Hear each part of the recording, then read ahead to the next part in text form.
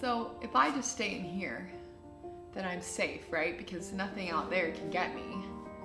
I mean, granted, it's not very comfortable, but at least I'm safe, right?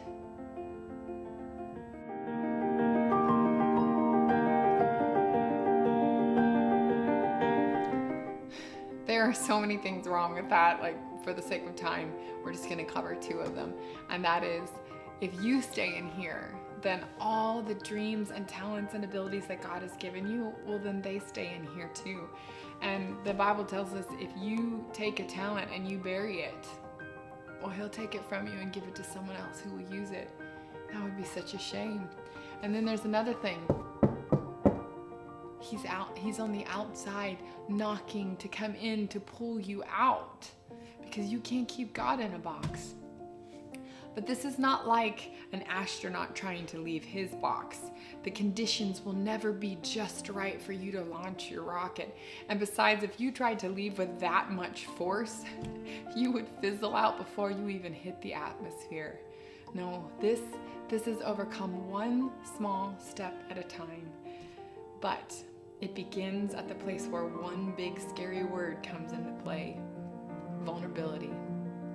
If you do what you've always done, then you're gonna get what you've always got. So somewhere along your journey, you have to take a step in a different direction in order to reach the place that God is calling you to, the place that you are dreaming of. You can't just stand in inspiration alone. You actually have to move out into your insecurities, to the place where you're just a little bit scared and a little unsure.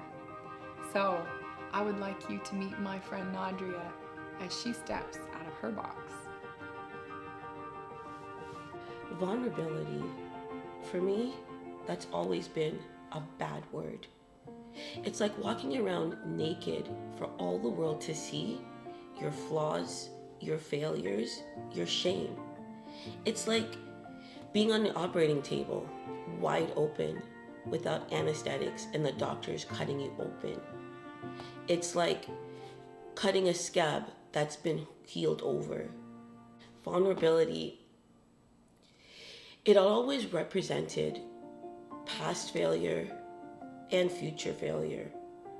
You know, I remember the first time that I was vulnerable. I thought I was helping somebody, but it turned out that I was on the receiving end of that hurt. I was made to feel less than and worthless. But I've now come to the realization that vulnerability is not always a bad thing. It means growth. It means blessing somebody. And with the help of God, I've stepped out of that box and I'm no longer boxed in by vulnerability. Now it's your turn. You take the first step and you get on your knees and you ask God, what does that look like for me? What does that first step look like for me getting out of my box? You ask Him to heal the hurts and the pains that kept you in here in the first place, and then you leave them with Him. And then you put them into action. You actually do the things that He is calling you to do. Without reaching, you would never grow. Without picking up something that's just a little bit too heavy for you, you would never gain strength. Without putting one step in front of the other, you would never reach the finish line. And as you move, you remember this one thing, the biggest thing of all, is that this move, it's not about you. It's about a world that needs you to move. They need you to be at your max capacity and ability and potential that God is calling you to. This can't be about so that you feel better about yourself, because sometimes you're gonna fall, sometimes you're gonna get hurt, the pain is going to come. But the amazing thing about those scars is that if you've picked at them and just to find out that they've hurt you again and again and again, chances are you probably have a scar. And that scar is one big chance for someone to notice it and say, what is this? What happened here?